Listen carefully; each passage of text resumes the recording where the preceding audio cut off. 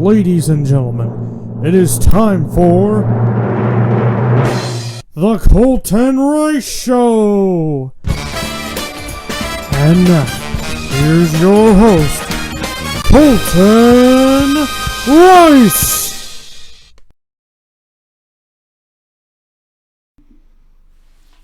Hello everybody, and welcome back to the Colton Rice Show, the podcast where you basically just go back to basics and just stay there for the rest of the time you're doing the podcast.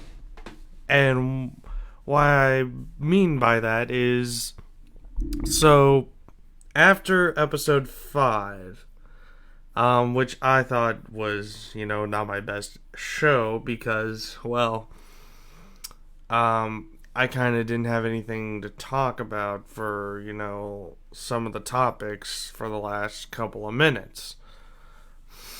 So, therefore, I had to make the decision. Do I stay at 2 hours or do I go back to my traditional 1 hour? And sadly, ladies and gentlemen, we are going back to the 1 hour format. So, I'm going to do the show from noon to 1 instead of noon to 2, because I just feel like, doing 2 topics in like an hour seems fitting, because I've always, remembered to do, 1 hour back when I did my WDG show. So yeah, basically we're going back to the 1 hour format. So there'll be 1 hour of this show, and basically I'll be talking about the top 2 topics instead of 4. So yeah, so that's how the show is gonna go now. It's gonna be 1 hour, only 2 topics, and that's just how it's going to go. Because why not? But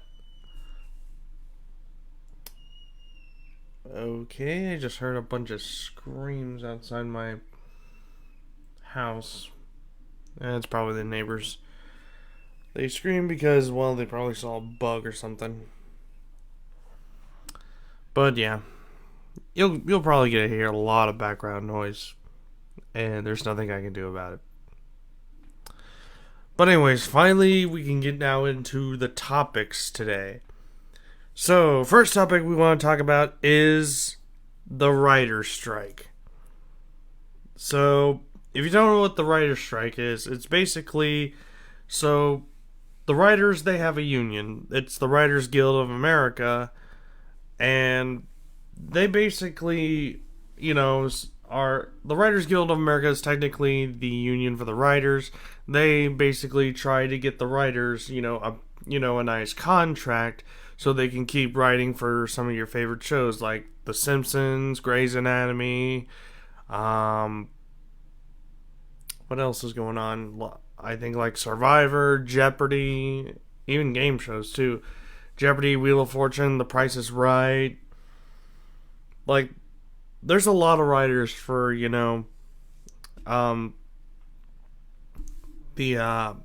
for Hollywood and stuff.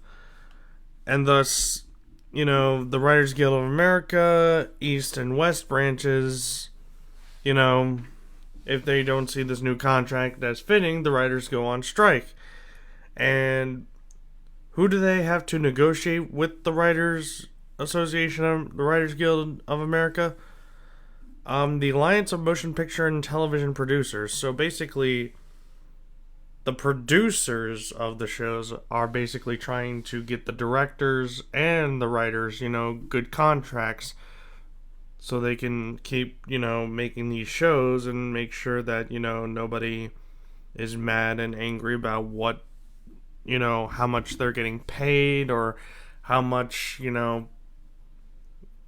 stuff is going to go on. So obviously this is the second writer's strike we have had The first writer strike took place in 2007, I'm pretty sure. 2007, and it went into 2008. It lasted for 3 months and 8 days, from November 5th, 2007 to February 12th, 2008. And basically, the first strike resulted in an agreement to end the strike, and it was reached on February 12th. Basically, it's affecting television. It's really affecting television. Basically, TV shows are not, gonna be, airing, like new episodes. It's probably gonna be like a bunch of reruns and stuff. And yeah, basically it's just affecting a bunch of TV shows, and basically it's also going to delay a bunch of movies too, like movies, TV shows, game shows, anything. So this could delay any new like MCU movies. Like, you know how they got delayed the first time? Well, this writer strike is going to delay them extremely longer, because it's tough. It's tough out here. We want to see these good movies and TV shows, but unfortunately, since the Writers Guild of America and AM, the American, the Alliance of Motion Picture and Television Producers can't, come up with a compromise or an agreement, it's just gonna lead to more shows and TV and like more movies getting delayed and stuff. And not a lot of not a lot of people want to see this. Not a lot of people want to see this. And it's also going to make a lot of people angry, because there's a lot of good TV shows out there, and there are a lot of TV shows that got renewed for another season, but it might not happen probably in the fall, like when fall shows start, happening. It might not happen this fall. It might happen later, probably not in September, but probably October or November, or depending how long the strike goes, maybe next year. The goal for the last writer strike was increased funding for writers, and yeah, they got to it. But now the goal is this year for the writers is increased funding again, plus job security for writers, increasing the size of writers' rooms, and limited the use of artificial intelligence in the writing process. So yeah, basically, AI is now coming into this. Have you ever heard of like Chat GPT or whatever it's called, or any of the AI things that have, been used? Basically, AI is kind of like taking over for writing people. This reminds me of this one episode of South Park, during their 26th season. It's when, Stan, learns about Chat GPT or whatever that chat thing, AI thing is called, from, I believe it was Clyde. Yeah, Clyde. And basically, Clyde says to Stan, all you had to do is just, just type it in, like, what to say, and blah, blah, blah, blah, blah, blah, blah. Basically, if you want to impress a girlfriend, you just gotta type in, please, say, like, write me a story of how I would say, like, this to my girlfriend. And basically, the AI system just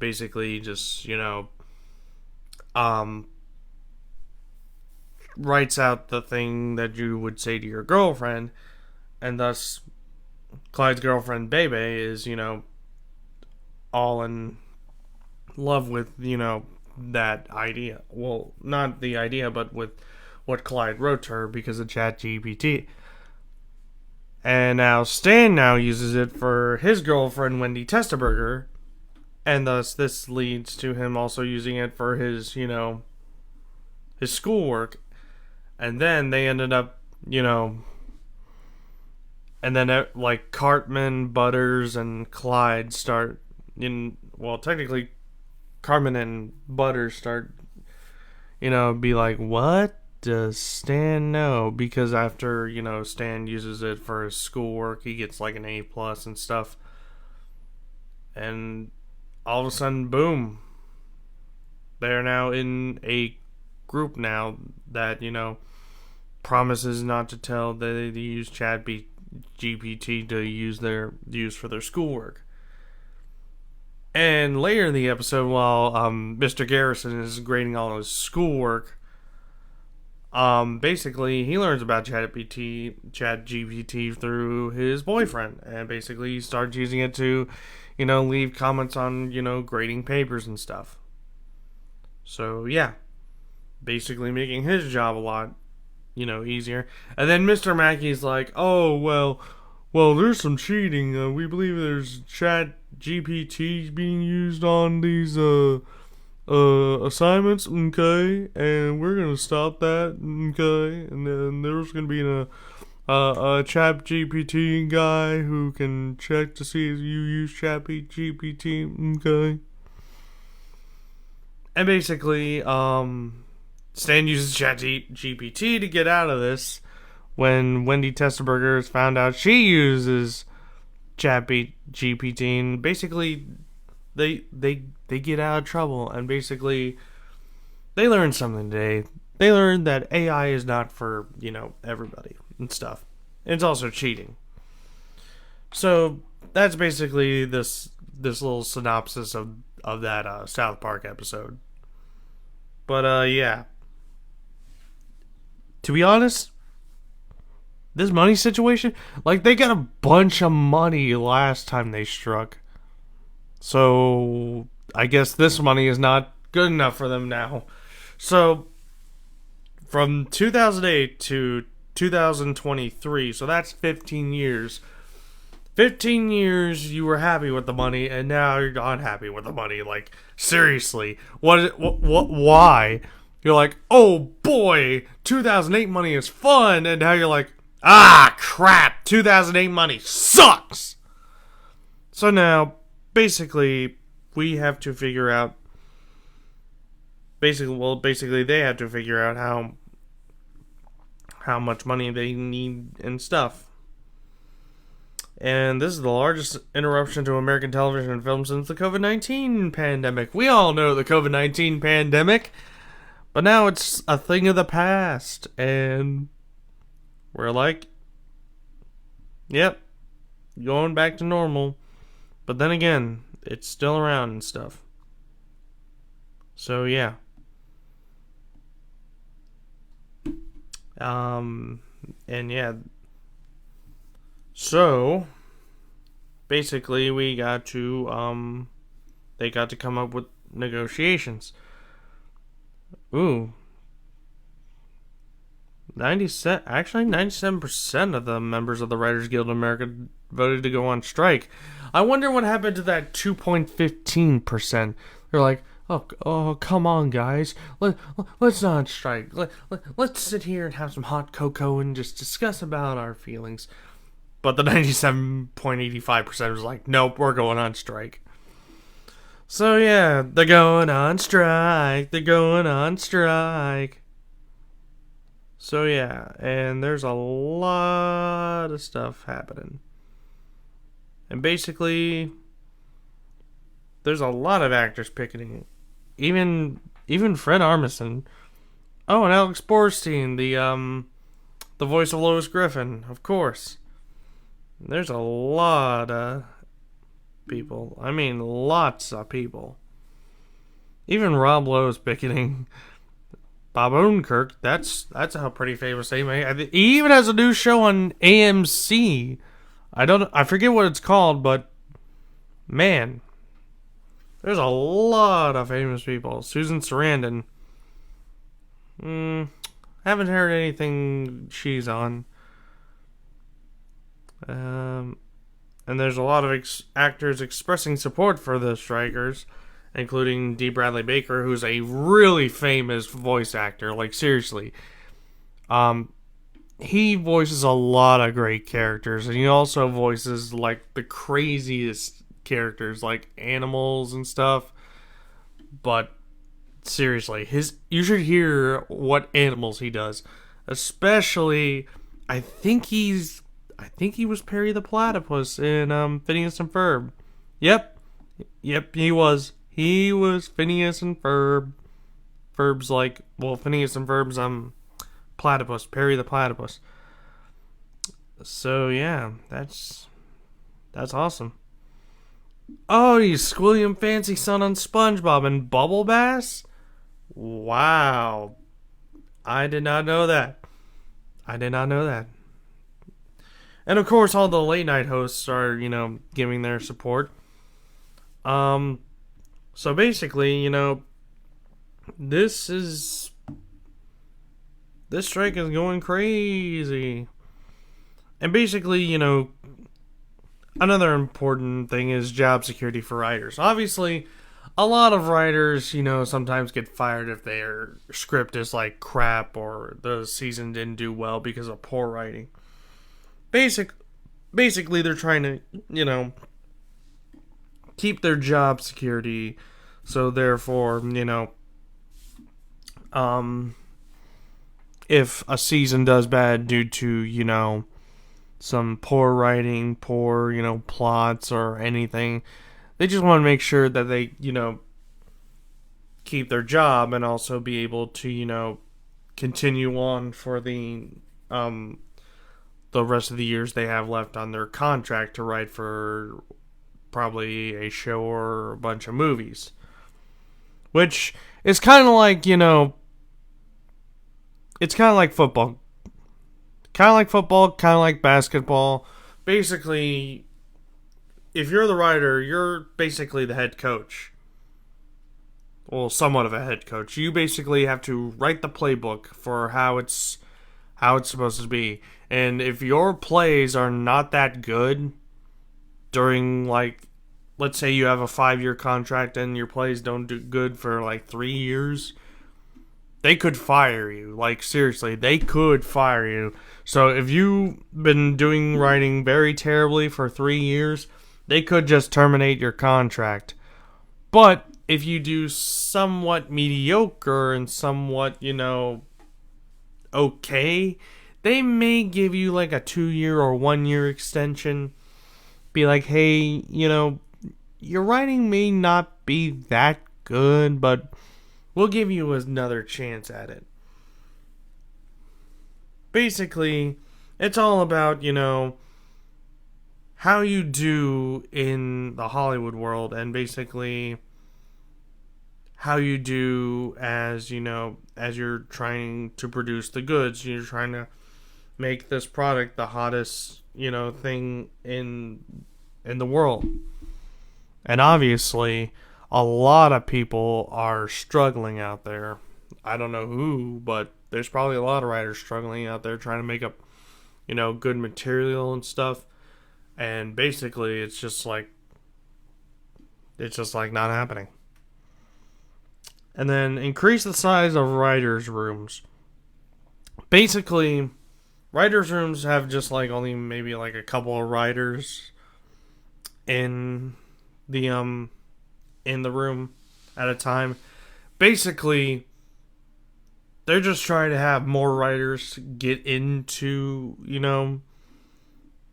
into the room so they can actually have bigger and better ideas. Because let me tell you something, folks.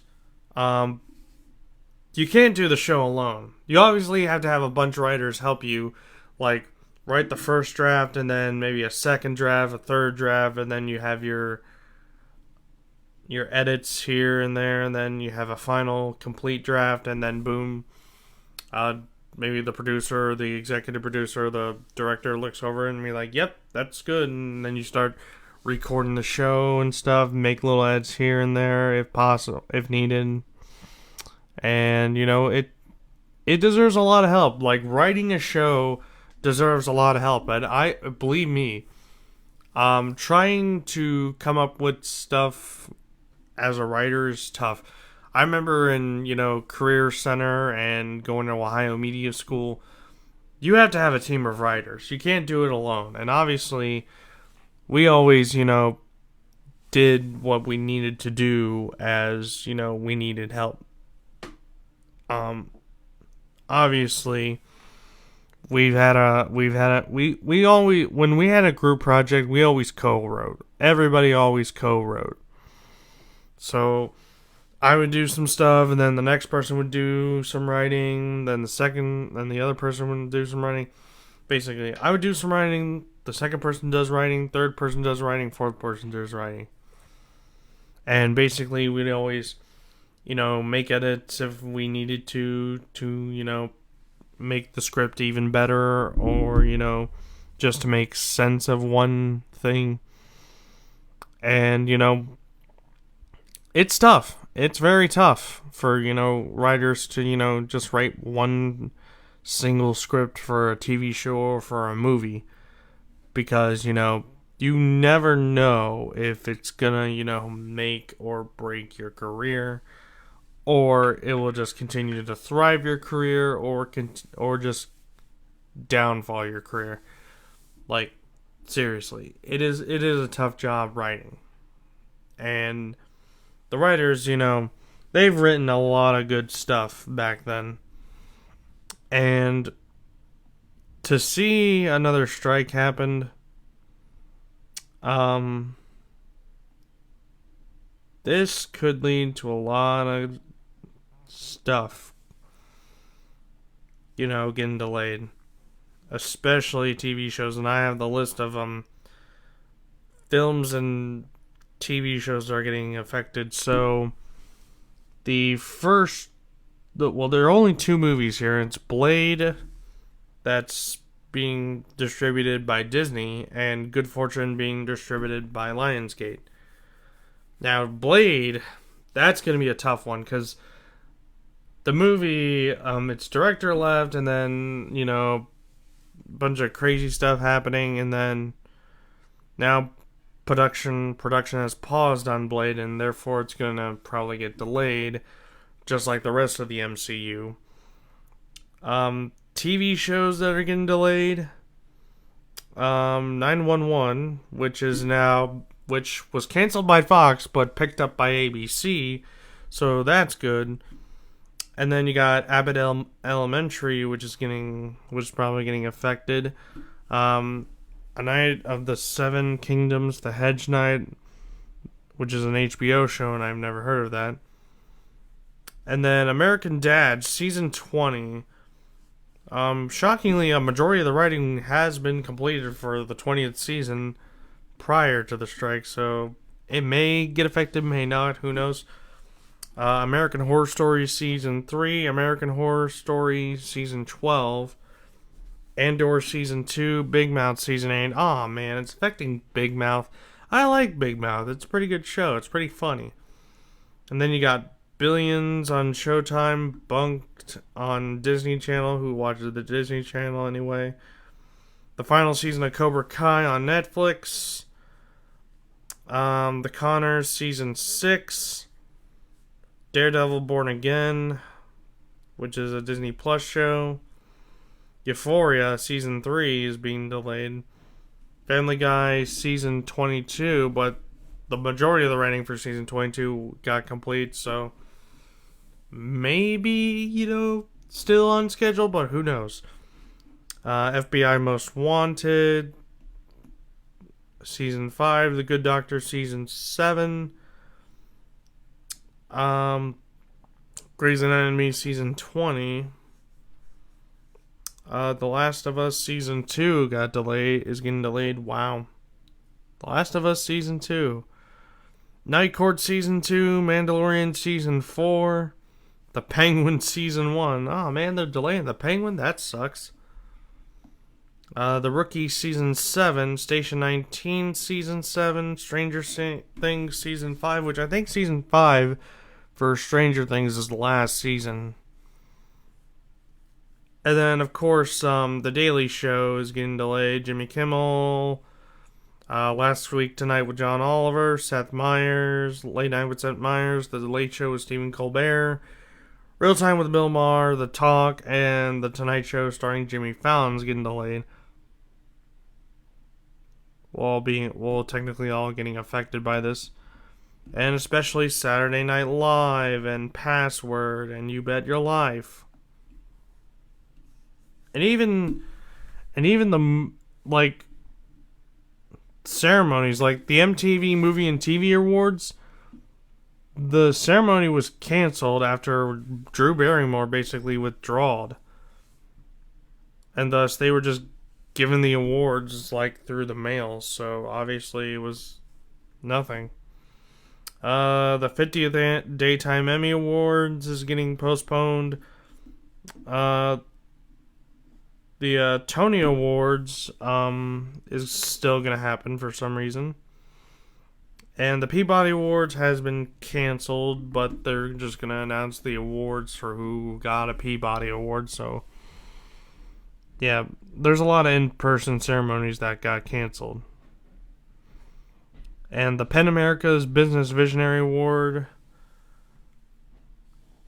basically, Lorne Michaels was supposed to receive an award for the PEN Audible Literary Service Award, but unfortunately he won't be getting it in person, but he'll still be getting it.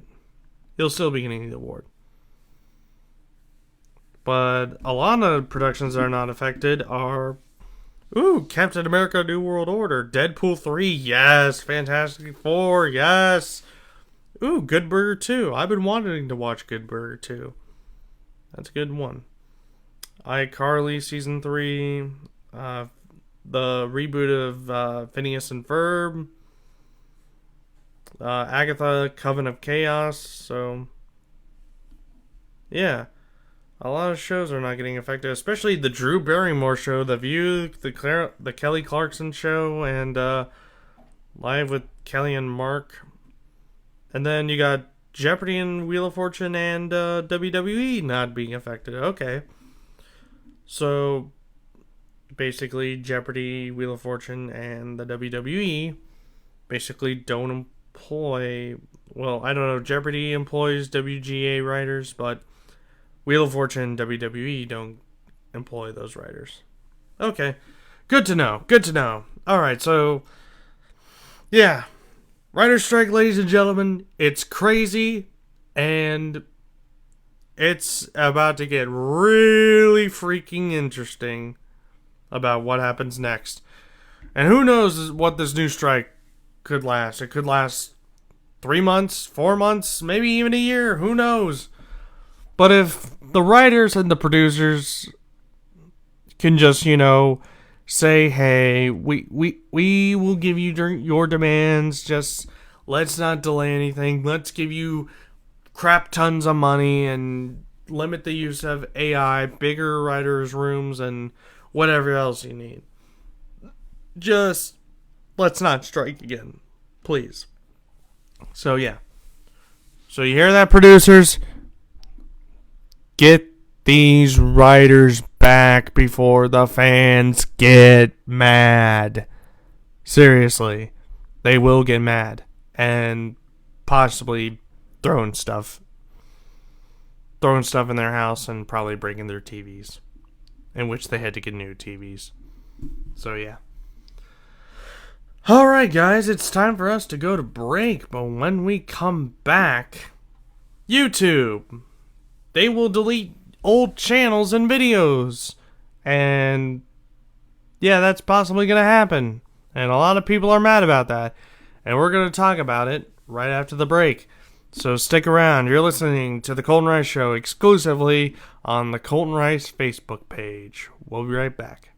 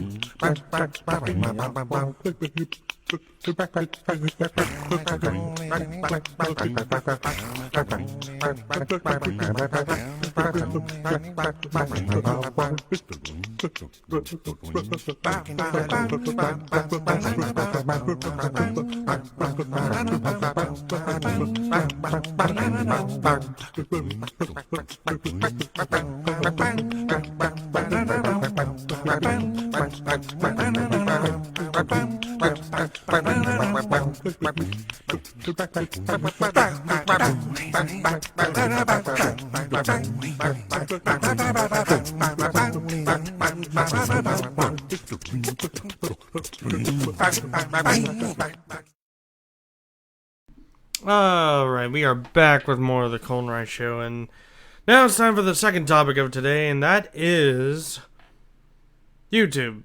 You know, they've been around for a long time, ever since 2005 or 2006.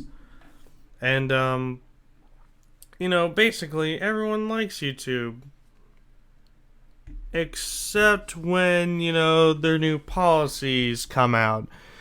YouTube has been infamous with some of their new policies, especially with some of their policies that lead to, absolutely no reason, that your videos get demonetized for no reason. Especially if, your video gets demonetized because of, nothing. It could be nothing, it could be just you slipped out a curse word, or there's just nothing wrong with your video at all. Thus, some of YouTube's policies are very weird, some of them are very, confusing. But there's a new YouTube policy that's going around, and it's not making people any more happier. They're just making them more angrier.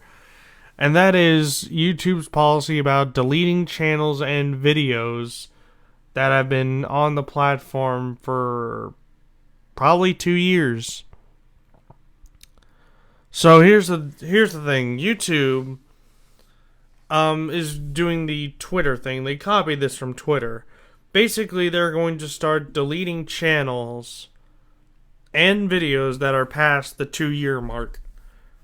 So if your channel hasn't been active and videos haven't been active for over 2 years, they're gonna delete it. Yep, they're just gonna straight up delete it. Now, this is an insult to creators everywhere, especially creators who have passed away, because I don't think it's right. I had a friend who had a YouTube channel. He passed away, and to hear that they're going to take down channels as well as channels of creators who passed away, that is just disrespectful and sickening. I did not want to believe this policy, but it's real. It's real, folks.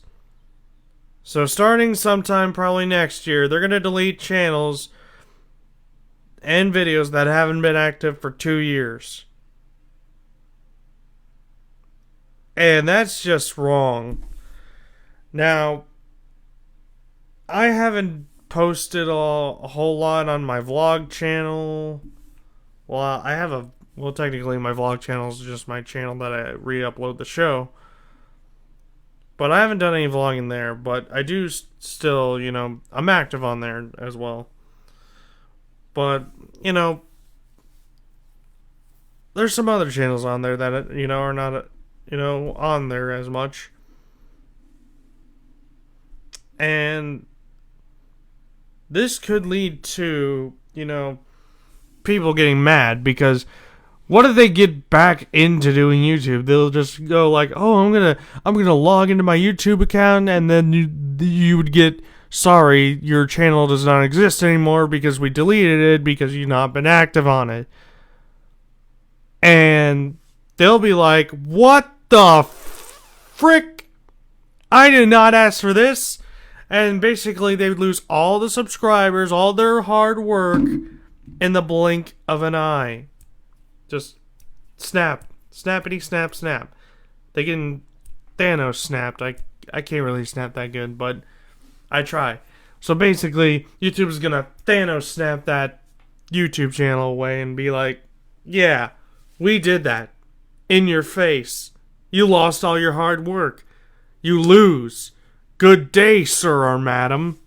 Lol." And here's the crazy thing.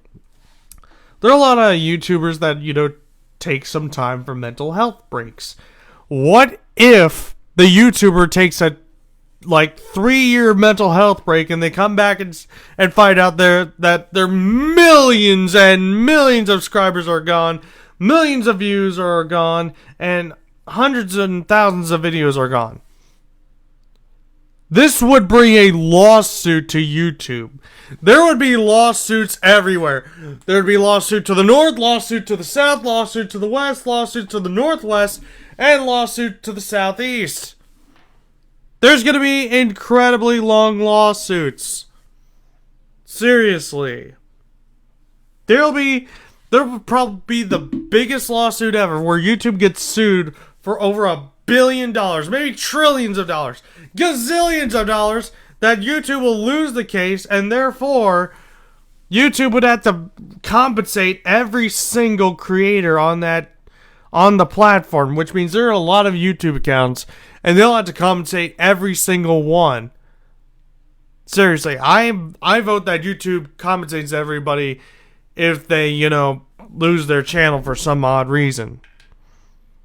Now, the thing is, if YouTube gets sued over this, there should be a new person running YouTube, because it's getting ridiculous with these, new YouTube policies that you have to follow, and be like, oh, well, isn't this great? I have to follow a new YouTube policy where if I swear the next 30 seconds, well, within 30 seconds, I get demonetized because, oh, it's not right for children, blah, blah, blah, blah, blah. See, YouTube is not for kids. There's a YouTube Kids app that's for kids. Like, seriously. It's getting to a point where YouTube and YouTube Kids should just be their own separate companies. Because YouTube was made for adults, not kids. It was used for adults for, like, blogging, showing what they're doing, new recipes and stuff, video game walkthroughs, like movie reviews. Instead, it's becoming like daycare. It's becoming like a daycare for kids. And it's annoying. It's pretty annoying. And, there's a lot of people who haven't been active. Like, a lot of people that I have not seen in a while. Like, there's a lot of creators I follow, and I know they haven't been active a whole lot, but they try to upload once in a while. They try. It's not going to be all the time, but it's going to be, sometime. Like David Jimmy, they have a YouTube channel, but unfortunately the last video they made was 2 years ago. It says they haven't been active on their, YouTube account for 2 years. They're going to lose their YouTube channel. Like, seriously, what if David and Jimmy try to upload to their YouTube channel and be like, ah, crap, we don't have a YouTube anymore. What is this? And the only 2 videos they have was an interview with Tyler Joseph of 21 Pilots and an interview with Katy Perry on Zoom. So, yeah. Basically, those are the only 2 views, and they only pulled in, like, a couple thousand views, so they probably don't care. I mean, seriously. But it won't get a lot of traffic to the, their website, Facebook, Twitter, Instagram, or even tune into their radio show. Like, seriously. If I was running the Dave and Jimmy well, not the Facebook page, but the YouTube page, I would do incredibly good with it. But unfortunately, I'm not with them. Even though I sent my resume to be their new producer, but unfortunately, they said they would try and get back to me. They didn't get back to me, and unfortunately, they picked somebody else for the producing job. They could have just said, hey, sorry, we didn't pick you. So, thanks for applying. But no, I got nothing. But I tried. I really tried. I really wanted that job, but oh well. But if they give me the job to, run their YouTube page, honestly, I would do good things with it. I would make the page blow up. I would, make it so that we get thousands of subscribers and the channel doesn't get deleted. But no, apparently it's not going to happen. And, there's a lot of channels that have not been active. Even Deal or No Deal hasn't been active in a long time, like their YouTube channel.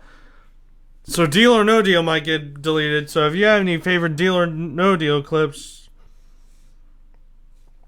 better say goodbye to it. And then, there's a lot of, stuff.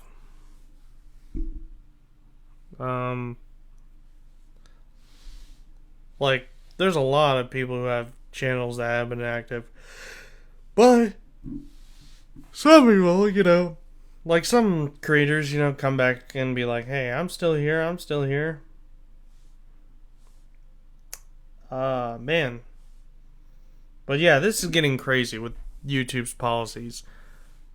Like, what if you followed somebody's channel for so long?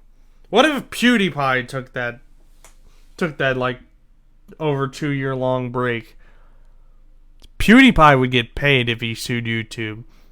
Heck, the fans would probably boycott YouTube and basically, actually get somebody to, like, run the thing. Like, somebody better to run YouTube. Because seriously, these policies, I don't know who thought that this policy would be a good idea. It's not. Oh, jeez, that was a giant fly. Yeah, a giant fly just flew in front of me.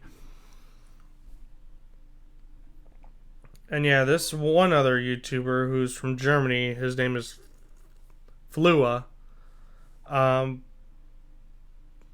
He might get his YouTube channel deleted because he hasn't been active since 9 months ago. But if it gets to the 2-year mark, it could be the end of Flua. Yeah, so that's pretty sad. And this other YouTuber, that I've watched, Grady Rains, I loved his, Instagram videos too, because he was pretty cool. The last video he posted was 3 months ago, but again, if it gets 2 years, he might lose his channel. Grandpa's Corner, which is this vlogging account for the angry grandpa, who I've watched since I was in high school, maybe later than that, maybe middle school. His personal vlogging channel, it hasn't been active since 6 years ago, and he passed away in 2017. To see that channel get deleted, that would be an insult. And, like, Angry Grandpa's family could, like, sue YouTube for that and get millions of dollars. Like, seriously.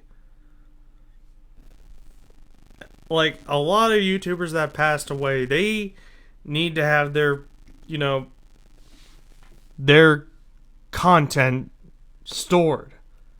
Either by, somehow, like, YouTube needs to invest money in, like, conservation. If they don't conservate, then YouTube as a whole is going to fall apart. It's going to be just complete trash if they do this. If they decide to delete creators' unused channels and unwatched videos for 2 years, then it's going to be over. It's going to be over. Like, YouTube as a whole is going to fall apart, and we're all just going to be like, well, we tried to warn you, but unfortunately, you didn't listen, so therefore, yeah, it's your fault. And that's the thing, folks. We need somebody who is actually competent to run YouTube. I'm not saying, like, YouTube as a whole, like, all the employees are incompetent. I'm just saying some people are incompetent working at YouTube. And it shouldn't happen.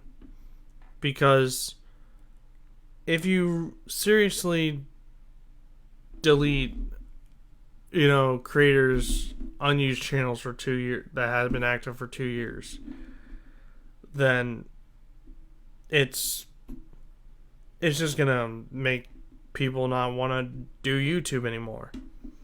It's just gonna lead to, people not wanting to do YouTube, not be, a YouTuber in general. It's just gonna lower, the viewer count for YouTube, lower the traffic for YouTube, and basically possibly be the end for YouTube. Well, one of the fatal flaws that ends YouTube.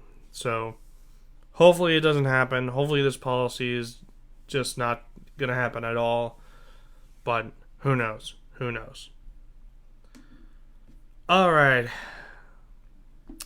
That is it for the second topic of today. And now it's time to go to our final break. But when we come back, we got the Friday shout out, ladies and gentlemen. We have a Friday shout out. So stick around for that.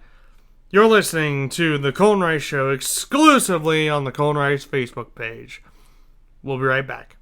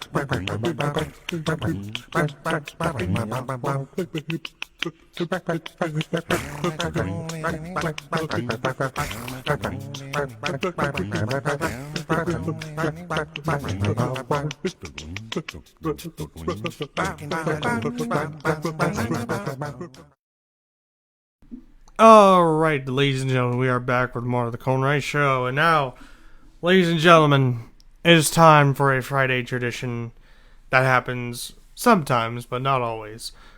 It is time for the Friday Shout-Out.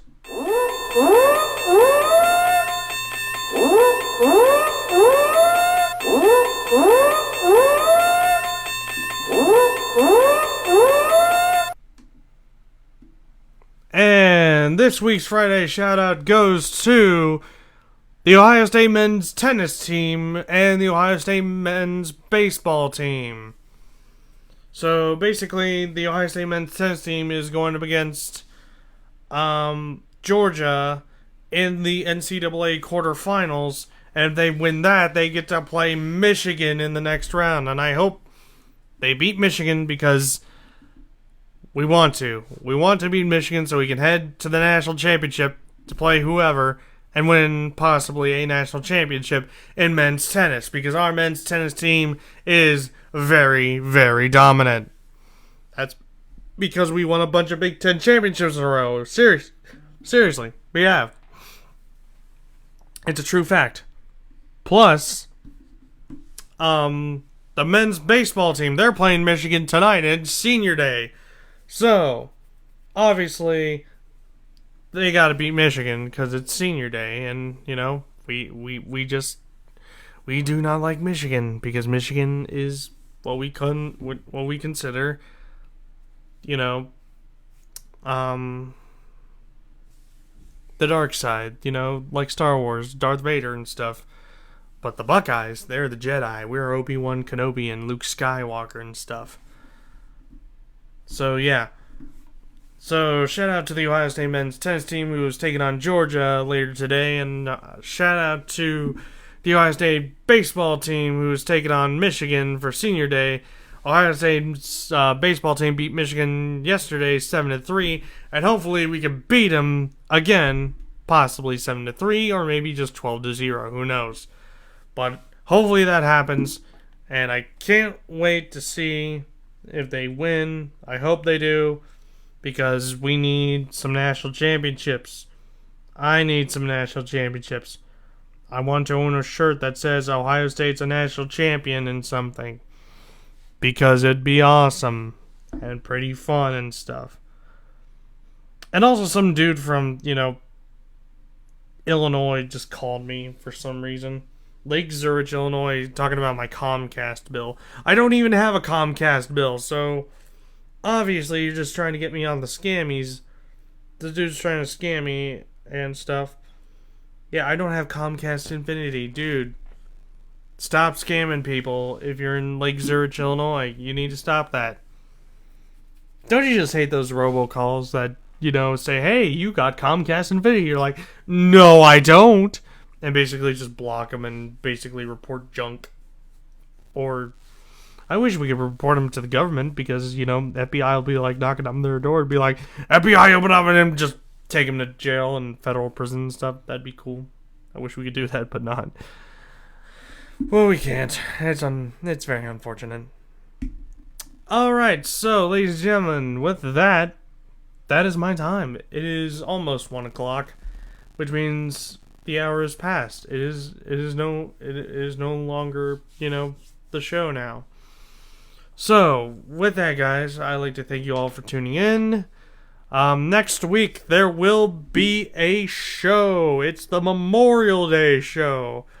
And I'm going to talk about the two biggest races of of the year. We're talking the Coca-Cola 600 and the Indianapolis 500, or as I like to call it, the Memorial Day 1100.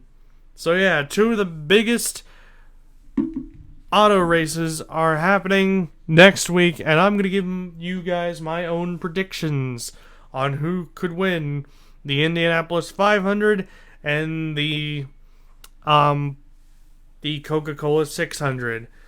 And the last time I did something like that, I got my predictions right. Well, technically my third prediction for the third driver I wanted to win. But hey, I got my third prediction right. It could happen again. Who knows? But we'll just have to wait and see. Alright guys, so yeah, that's it for the show. I'll see you guys next week for the Memorial Day episode, and yeah. So with that guys, I'll see you guys next week. Have a great rest of your Friday, and go Bucks!